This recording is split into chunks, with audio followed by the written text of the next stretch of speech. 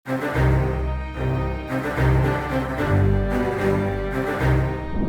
Technolovers, pasti kalian tahu pemberitaan yang lagi rame saat ini. Ya, terkait suami Sandra Dewi Harvey Muiz dan sosialita Helena Lim yang diduga terlibat dalam kasus korupsi yang sama terkait skema perdagangan komoditas timah. Helena Lim pertama kali ditetapkan sebagai tersangka oleh Kejaksaan Agung RI yang kemudian menyusul Harvey Muiz. Berita ini kemudian bikin Indonesia cukup geger.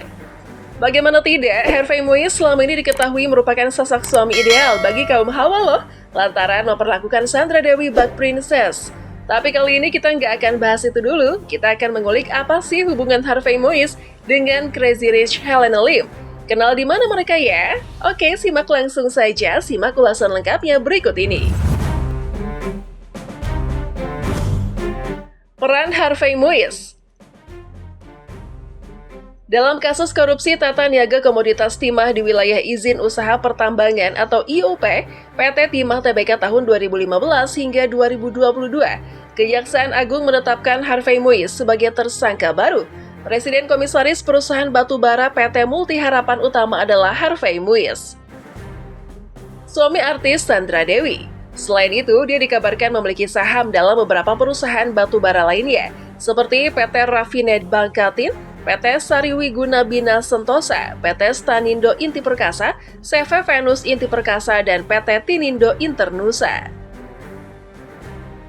Harvey sebelumnya menjabat sebagai Direktur Penyidikan pada Jaksa Agung Muda Bidang Tindak Pidana Khusus Kejaksaan Agung Kuntadi. Dia menyatakan bahwa antara 2018 dan 2019, Harvey sebagai perwakilan PT Rafinet Bangkatin atau RBT diduga menghubungi Muhtar Riza Pahlevi Tabrani, Direktur Utama PT Timah saat itu. Kejagung telah menetapkan Riza sebagai tersangka pertama. Kuntadi mengatakan bahwa Harvey meminta Riza untuk mendukung aktivitas penambangan liar di wilayah IUP PT Timah. Setelah beberapa pertemuan, kata dia, kesepakatan telah dicapai mengenai penyewaan peralatan pengolahan peleburan timah di wilayah IUP PT Timah Tbk. Setelah itu, Kuntadi menyatakan bahwa Harvey diduga memerintahkan para pemilik smelter untuk menyisihkan sebagian dari keuntungan yang diperoleh dari usaha mereka. Harvey dan sejumlah tersangka lainnya kemudian menerima keuntungan tersebut. Kejaksaan menduga bahwa dana tersebut disalurkan kepada Harvey melalui PT QSI yang difasilitasi oleh Helena Lim, tersangka lainnya.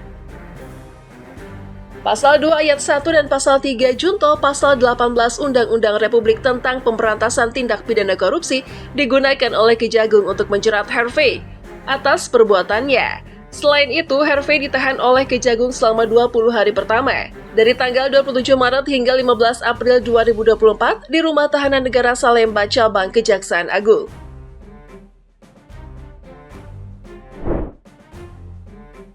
Awal kasus Timah. Timah awalnya terseret kasus korupsi setelah Kejagung menetapkan 5 orang tersangka yang terkait dengan perkara dugaan tindak pidana korupsi dalam tata niaga komoditas timah wilayah izin usaha pertambangan atau IUP PT Timah Tbk antara tahun 2015 sampai dengan 2022. Salah satunya adalah ex-dirut PT Timah Tbk, Muhtar Riza Pahlevi Tabrani. Berdasarkan hasil pemeriksaan nih dan dikaitkan dengan alat bukti yang ditemukan, tim penyidik pada Direktorat Penyidikan Jaksa Agung Muda Bidang Tindak Pidana Khusus telah meningkatkan status 5 orang saksi menjadi tersangka, yakni sebagai berikut. Pertama, ada SG alias AW selaku pengusaha tambang di Kota Pangkal Pinang, Provinsi Kepulauan Bangka Belitung. Lalu ada MBG selaku pengusaha tambang di Kota Pangkal Pinang, Provinsi Kepulauan Bangka Belitung. Ada HT alias ASN selaku Direktur Utama CV VIP, perusahaan milik tersangka TN alias AN.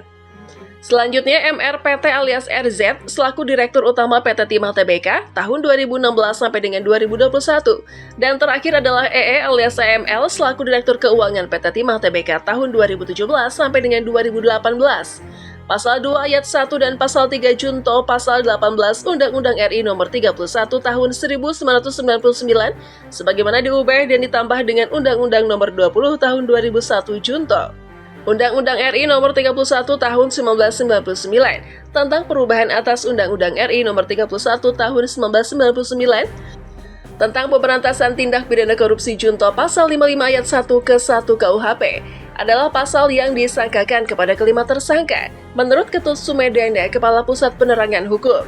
Ketut menyatakan dalam siaran persnya pada Jumat 16 Februari 2024, untuk kepentingan penyidikan tersangka MRPT alias RZ, tersangka HT alias ASN, dan tersangka MBG ditahan di Rumah Tahanan Negara Kelas 1 Jakarta Pusat.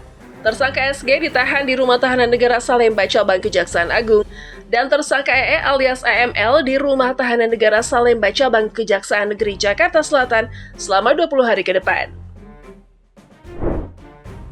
Kronologi kasus dan hubungan Harvey Moise dengan Crazy Rich Helena Lim.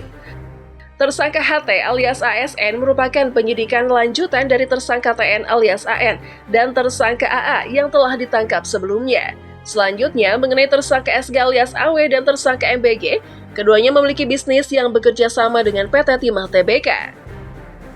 Pada tahun 2018 untuk menyewa peralatan pengolahan peleburan timah. Perjanjian tersebut ditandatangani oleh tersangka MRPT alias RZ yang berfungsi sebagai Direktur Utama PT Timah Tbk dan tersangka EE alias EML yang berfungsi sebagai Direktur Keuangan PT Timah Tbk.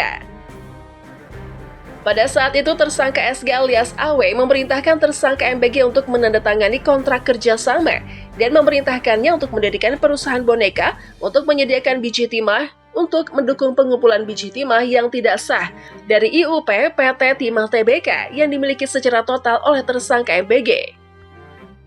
Biji timah yang diproduksi oleh tersangka MBG tersebut perolehannya berasal dari IUP PT Timah Tbk atas persetujuan dari PT Timah Tbk. Kemudian baik biji maupun logam timahnya tersebut dijual ke PT Timah Tbk untuk mengumpulkan biji timah yang ditambang secara ilegal tadi.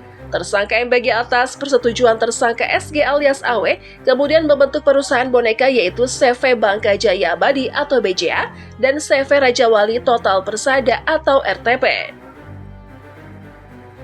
Nah, lalu kalau ngomongin biaya nih, kabarnya total biaya yang dikeluarkan oleh PT Timah Tbk terkait biaya pelogaman di PT SIP selama tahun 2019 sampai dengan 2022 yaitu senilai Rp979.581.982.776.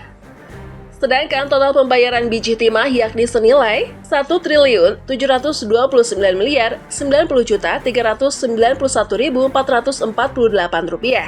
untuk melegalkan kegiatan perusahaan-perusahaan boneka tersebut.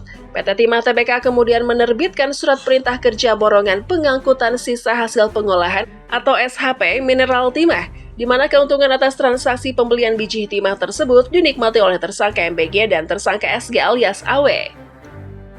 Selain membentuk perusahaan boneka, tersangka MBG atas persetujuan tersangka SG alias AW juga diketahui mengakomodir penambang-penambang timah ilegal di wilayah IUP PT Timah Tbk. Nantinya mineral biji timah yang diperoleh dikirimkan ke smelter milik tersangka SG alias AW. Lantas, apa sebenarnya hubungan Harvey Moise dengan Helena Lim? Sederhananya nih, kalau ditanya soal hubungan keduanya, dilansir dari Kompas.com, Harvey dan Helena memiliki peran yang cukup besar dalam kasus ini. Kuntadi mengatakan bahwa keuntungan permainan kotor tambang timah ilegal yang didapat Harvey Moise dicuci dengan dalih dana Corporate Social Responsibility atau CSR.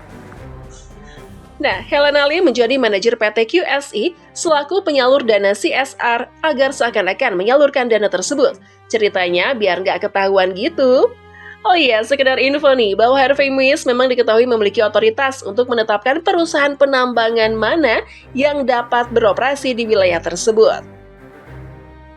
Keberanian Harvey Moise tampaknya berasal dari orang tuanya yang diketahui memang seorang konglomerat.